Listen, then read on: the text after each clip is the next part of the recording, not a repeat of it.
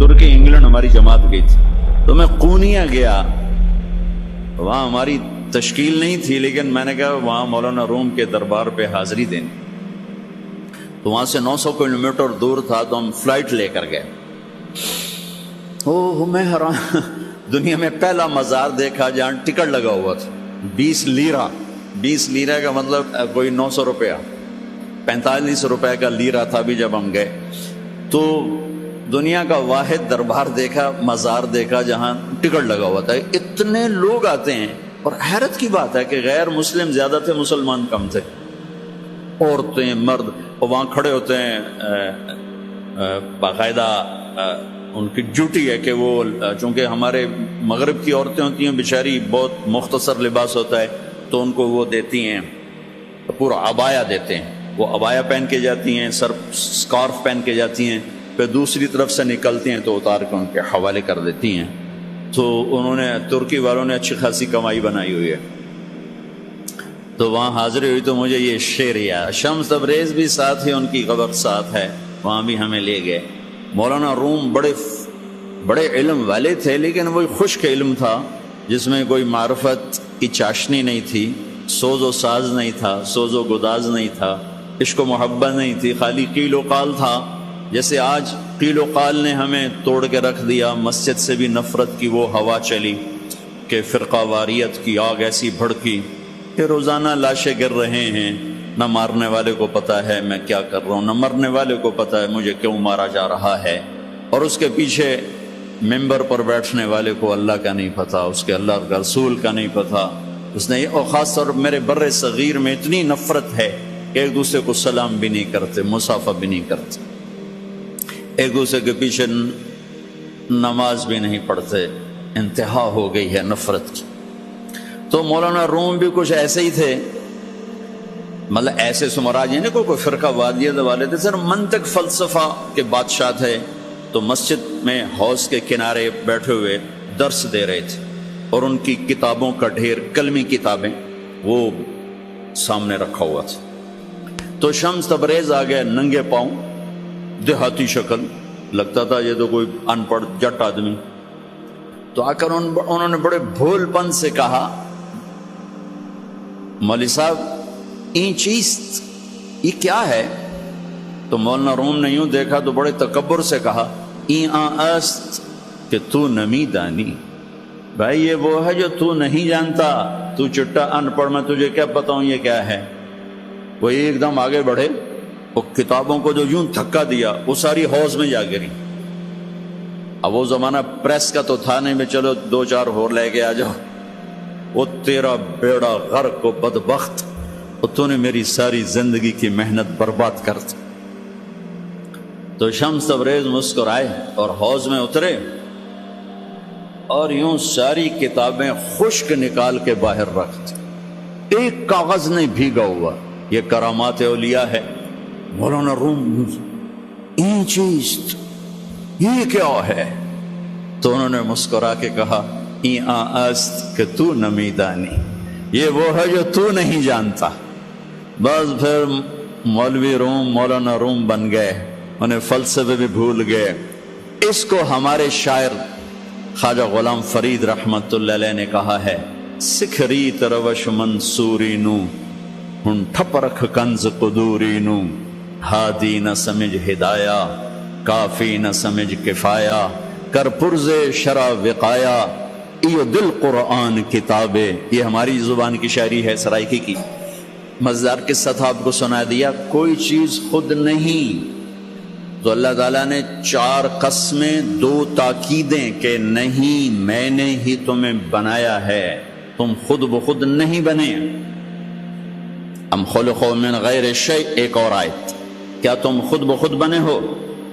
ام ہم الخالقون، کیا تم اپنی ذات کے بنانے والے خود ہو؟ نہیں، تمہارا بنانے والا وہو الخلاق العلیم، تیرا بنانے والا ایک زبردست خالق ہے۔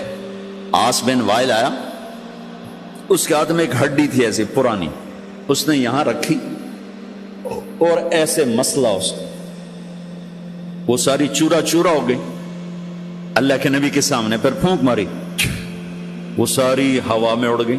کہنے لگا محمد تیرا رب اسے زندہ کرے گا؟ کیا تیرا رب اسے زندہ کرے گا؟ یہ تو ریت بن کے اڑ گئی۔ جبریل آ گئے فوراً کہ یا حبیب اللہ، یا رسول اللہ، میرے رب کا پیغام سنا دیں، پیغام سنا دیں۔ اولم یر الانسان انا خلقناہ من نطفۃ فاذا هو خصیم مبین۔ دیکھو دیکھو جس کو میں نے گندے پانی سے بنایا آج مجھ سے مناظرے کرتا ہے، مجھ سے مناظرے کرتا ہے۔ وضرب لنا مثلا ونسی خلقہ، اور مجھے مثالیں دیتا ہے کہ اسے کون زندہ کرے گا، اور اپنی پیدائش بھول گیا۔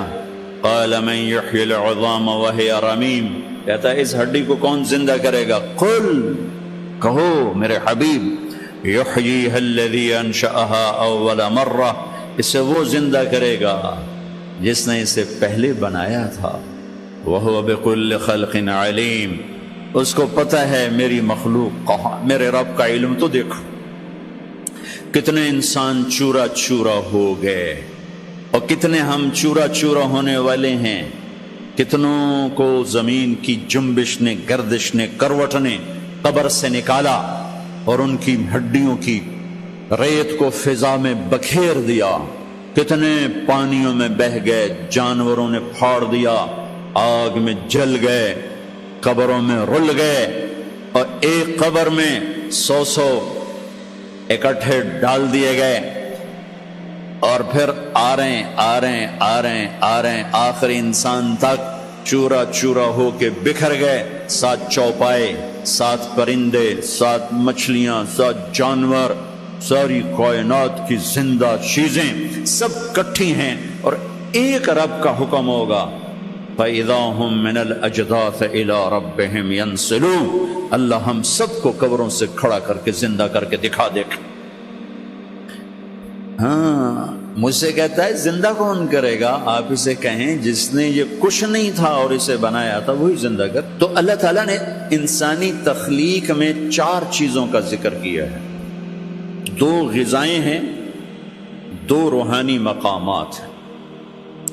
غذاؤں کا تعلق جسم سے ہے، یہ میڈیکل سائنس ہے، اور مقامات کا تعلق روح سے ہے، یہ اسپرچول سائنس ہے۔ یہ 2 چیزیں جس مرد عورت میں صحیح ہوں گی وہ خوبصورت انسان ہوگا، فی احسن تقویم۔ اگر یہ نہیں ہوں گی تو وہ اس احسن تقویم کی چوکٹ سے نکل جائے گا۔ یہ پہلی 2 چیزیں، یہ علم طب ہے جو اللہ آپ کو دے رہا ہے، جو آپ کو دیا گیا ہے، جس کو آپ لے رہے ہیں، اور زندگی بھر یہ یاد رکھیں، جب تک اپنے آپ کو جاہل سمجھیں گے اللہ علم دیتا رہے گا، اور جب تک خدمت کے جذبے سے چلیں گے اللہ علم دیتا رہے گا۔ جب آپ کاروباری بن گئے تو پھر آپ ایک بے رحم تاجر ہوں گے، آپ طبیب نہیں ہوں گے۔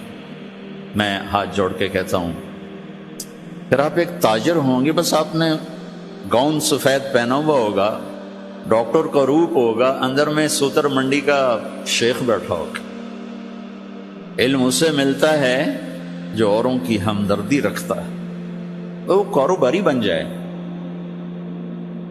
میں بہت رویا کرتا ہوں، میرا بھائی بھی ڈاکٹر ہے، یہ میرا ساتھی ہے، ہم گورنمنٹ کالج لاہور میں اکٹھے تھے، یہ پرنسپل بن گیا، میں مولوی بن گیا، مقدر کی بات ہے۔ تو میرا بھائی بھی چھوٹا ہارٹ اسپیشلسٹ ہے، بہت اچھا ڈاکٹر ہے۔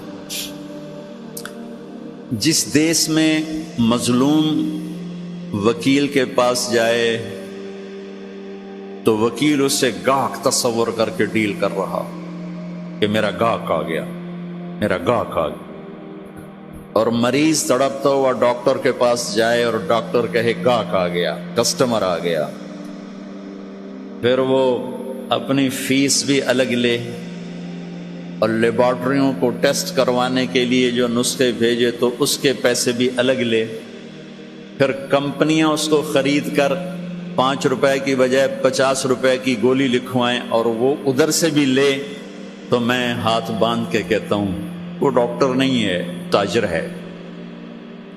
گاؤن سے کیا ہوتا ہے، کلینک سے کیا ہوتا ہے؟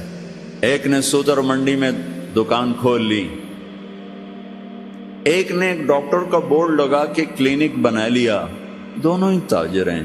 ایک نے ہائی کورٹ سپریم کورٹ کا وکیل کا پھٹا لگایا، تاجر ہیں، تاجر ہیں۔ وہ ڈاکٹر بن کے بیٹھا تو سفید گاؤن میں سیاہ شکل بن گیا کہ جس کو صرف پیسہ چاہیے اسے مریض کی ہائے بھی نہیں سنی جاتی، مریض کا درد بھی نہیں اس تک پہنچتا۔ اور وکیل بنا تو وہ ایک تاجر بن گیا، تاجر بنا تو ایک دھوکے باز بن گیا، فراڈیا بن گیا، طاقتور بنا تو فرعون بن گیا، فقیر بنا تو ناشکرا بن گیا، چور ڈاکو بن گیا۔ اکائی بگڑی ہے، انسان بگڑا ہے، انسان۔ بھائیو، میں بھی کہہ رہا ہوں کہ انقلاب آنا چاہیے، لیکن کون سا انقلاب؟ اپنے دلوں کو بدلو، یہ انقلاب لاؤ، اس دل کی دنیا کو بدلو۔ دل دریا سمندروں ڈوبے، کون دلاں دیاں جانے ہو، وچے بیڑے وچے جھیڑے وچے ونج مہانے ہو۔ اندر کے دلوں کو بدلو، یہ دنیا بدلو۔